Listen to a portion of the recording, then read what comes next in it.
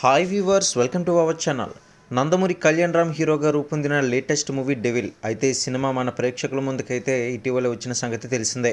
ఇకపోతే ఈ సినిమాకి సంబంధించి ఈ సినిమా న్యూ ఇయర్ రోజున ఫస్ట్ వీకెండ్ కలెక్షన్స్ ఎంత వసూలు చేసిందనేది ఒక లుక్ వేద్దాం.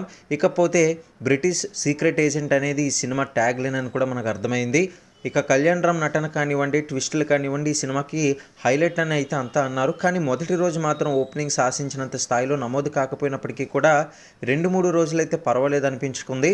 ఇక ఒకసారి ఈ సినిమాకి సంబంధించి న్యూ ఇయర్ రోజుతో కంపేర్ చేసి ఫస్ట్ వీకెండ్ కలెక్షన్స్ మనం గమనించినట్లయితే నైజాం 1.97 కోట్లు, సీడెడ్ 0.86 కోట్లు, ఉత్తరాంధ్ర 0.52 కోట్లు, ఈస్ట్ 0.34 కోట్లు, వెస్ట్ 0.25 కోట్లు, గుంటూరు 0.34 కోట్లు, కృష్ణా 0.25 కోట్లు, నెల్లూరు 0.15 కోట్లు.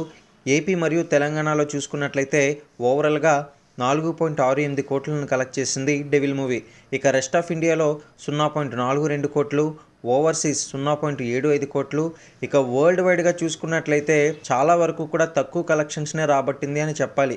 5.8 కోట్ల షేర్ని అయితే రాబట్టింది. ఇక దీనికి సంబంధించి బ్రేక్ ఈవెన్ కూడా రావాల్సి ఉంది. అయితే ఇంకా బ్రేక్ ఈవెన్కి ఈ మూవీ 14.8 కోట్ల షేర్ని అయితే రాబట్టాల్సి ఉంది. మరి వచ్చే ప్రతి ఒక్క అఫీషియల్ బాక్స్ ఆఫీస్ వద్ద వసూలు కోసం ఛానల్ని సబ్స్క్రైబ్ చేసుకుని పక్కనే ఉన్న బెల్ సింబల్ నొక్కి లైక్ అయితే వేసేసండి.